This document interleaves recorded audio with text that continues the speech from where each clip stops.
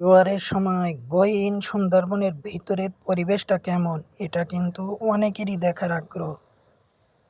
অনেকেই কিন্তু সুন্দরবনের ভিতরটা যখন পানিতে পরিপূর্ণ থাকে সেই দৃশ্যটা দেখতে চান। তো আজকের এই ভিডিওতে আমি সেই দৃশ্যটা আপনাদের জন্য তুলে ধরব। আপনি যখন থমথমে পরিবেশে থমথমে পানিতে জোয়ারের পানি উঠবে তখন বনের ভিতর দিয়ে যাবেন, তখন ঠিক আপনার যেমন ভয় লাগবে তেমন ভালো লাগবে। চারপাশে সুন্দরী গাছগুলো একেবারে গলা সমান পানিতে ডুবে যাবে। হরেক রকমের সুন্দরী গাছ, বিভিন্ন ধরনের গাছ আছে। এই গাছগুলো যখন আপনি দেখবেন তখন আপনার মনে একটা অন্যরকম অনুভূতি সৃষ্টি হবে। সুন্দরবনের যে কোনো গাছই সুন্দর।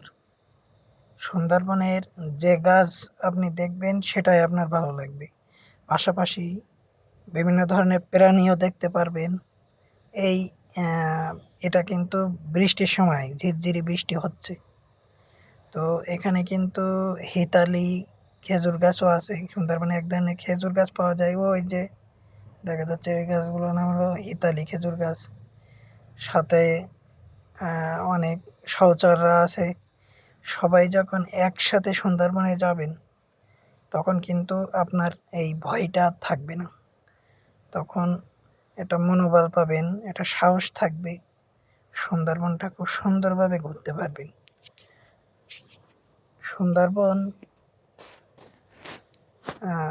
সুন্দরবনে এভাবে আপনারা যখন নৌকায় যাবেন এই মুহূর্তটি কিন্তু আপনাদের চিরজীবন মনে থাকবে।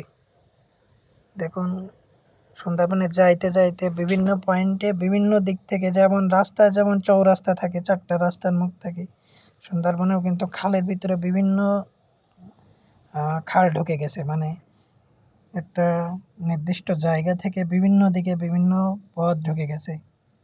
এর ভিতরে যদি আপনি একা বা 1-2 জন যান তাহলে যে কোনো সময় পথ হারিয়ে ফেলতে পারেন।